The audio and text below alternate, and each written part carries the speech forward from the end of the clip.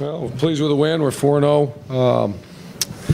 I like to, give credit to the team that we played. They played very hard. UAB, well coached, but it's glaring obvious that we got to get a lot better. We won't win next week, so enjoy the win tonight. Get back to work. It's Big Ten season, and I might be new to the Big Ten. I'm not new to big-time atmospheres in college football,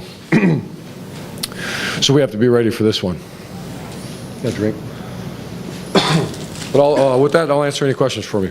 We'll start over here on the right with Clay. Yeah, Coach, Clay Hall, ABC 6, Fox 28. I can't figure your team out. Would it be giving them too much credit to say they turn it on and they turn it off when they need to? You got down in the first half and scored 3 TDs in 5:29. When they inch closer, you go 71 yards for a touchdown to seal it. Yeah, I'm with you. I'm with you. I think we seem like a very passive team. We're on defense. We give up little screens, little bubbles. They didn't score a touchdown on our defense, but we give up a lot of yardage. That hurts to. I sit there. I'm pained watching it. But we got to be more aggressive on defense and play a little snugger coverage. If our corners are as good as we think they are, we have to go play a little man coverage on people. On offense, our explosive plays, our explosiveness, it's obviously non-existent for much of the game. And if it was one thing, we could make adjustments and fix it. It's more than one thing right now. So we got a long way to go. But the fact is, we're a bend but break defense, which is painful to watch. Missed too many tackles today again, and then offense, just a couple times we're second along, but we're not a methodically dominating offense. We're not a very good offense right now, so we have to get a lot better. And fast. We're facing a good defense this week. Far left, Austin. Austin Ward, ESPN.com. Urban, you've referenced a lot about how hard it is to win a game, and you did win one. But going into Big Ten, would you like to have seen something a little more dominating than today? Yeah, I thought our guys were ready to play. I think they were ready to play. That's a cop-out. They're ready to play. Didn't play very good. Yeah, I thought I really had confidence this was going to be a Ohio State-looking team, and it wasn't. Front row, Tim. Tim May, Columbus Dispatch. The block punt at the beginning of the game, the pop-up kickoff at the start of the second half. Where does it hit you in the heart? To give up those kind of special teams plays? Yeah, it's nonsense. It's just a flat missed assignment. We're playing a lot of young players. Injuries are kind of forcing some guys in. C.J. Barnett and Roby obviously didn't play, and they're big special teams performers for us. And you get a true freshman in there, and we have a missed assignment. Just flat bust. And so we can't have, obviously, mistakes like that. And then the pooch kick, that's just got to react and watch the ball kicked and go. And we work on a little dribble kick. We work and we talk to them about expect the unexpected, especially in this kind of game where, a team has nothing to lose. And we didn't get it done. So got a long way to go. Middle left, Kenny. Kenny Rhoda, ESPN Cleveland. With Braxton Miller today, 11 carries. First carry, I think, was at 8:50 of the second quarter. Was that part of the game plan to not get him hit as much as you go into Big Ten play, or is that just the way the game unfolded, Urban? That's the way the game unfolded, and we're very conscious of it. I'm exhausted talking about it with how many hits he takes and all that. He's going to play quarterback in a spread offense, and we're going to do what we got to do to go win a game. We're not good enough to start worrying about. He's one of our best players, if not our best player on offense, and he's got to play better too. We all got to play better. But no, that's not like on the headsets. Hey, quit running. No, we have to do what we do, and we didn't do it very well, so we got to get better. Far right, Jared. Urban, you talked last week about the importance of tackling, how much you'd worked on it during the week. I wonder, did you see some signs of improvement this week, and what Sure. you would look at doing in practice this week? Sure. Tuesday and Wednesday we'll tackle again. I saw some signs. We're facing a 250-pound back coming in next week, and I still see guys flailing across and missing tackles. Far too many third down conversions on defense, and it's hard to pinpoint one thing that we have to get better at. But tackling is something we'll continue to. That's the fundamental. That's the essence of tackle football, and we got to continue to improve. Front left, Bill. Bill Rabinowitz, Columbus Dispatch. Which is more distressing to you, the passiveness that you refer to, or the stupid penalties, the Christian Bryant taunting kind of thing, those kind of penalties? I didn't even see. Is that what it was, taunting? Yeah.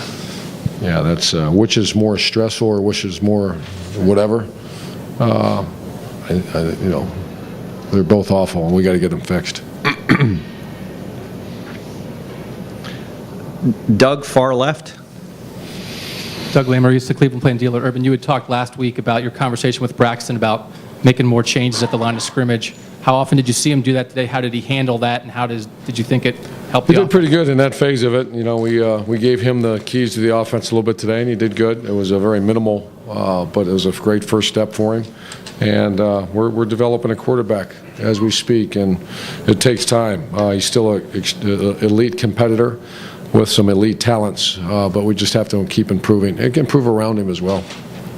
Far left, Austin.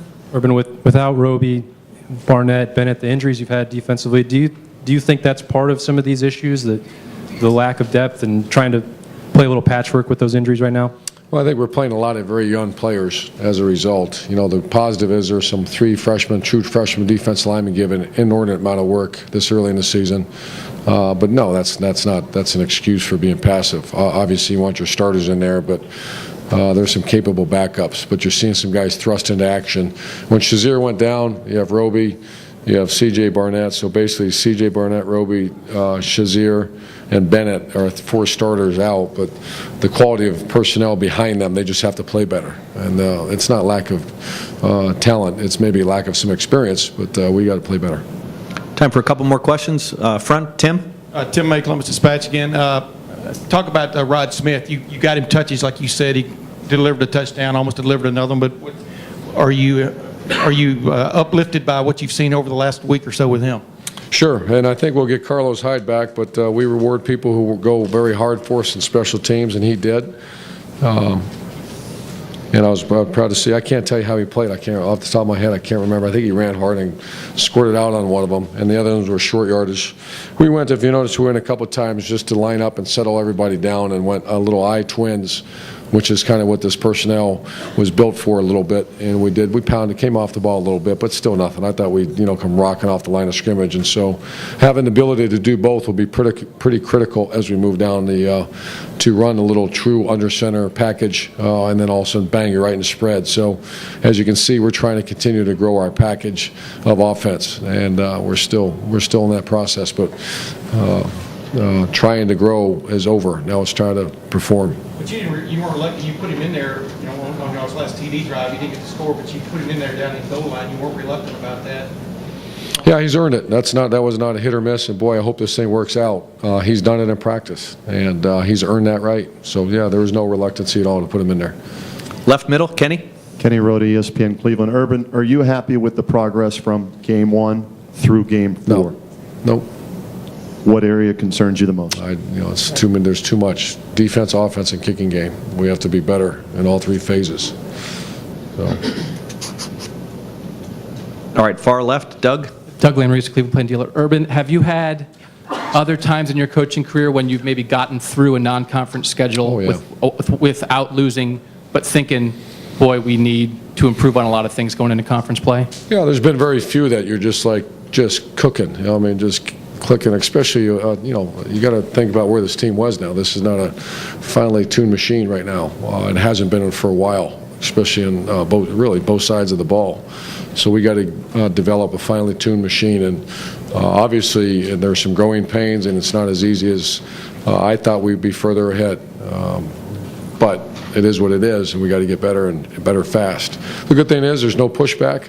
There's no guys enjoy the win in there, saying the fight's on, and we're 4-0, and boy, we got a big one coming up this week, and they realize that. So I'm loving coaching this team. I love working with them.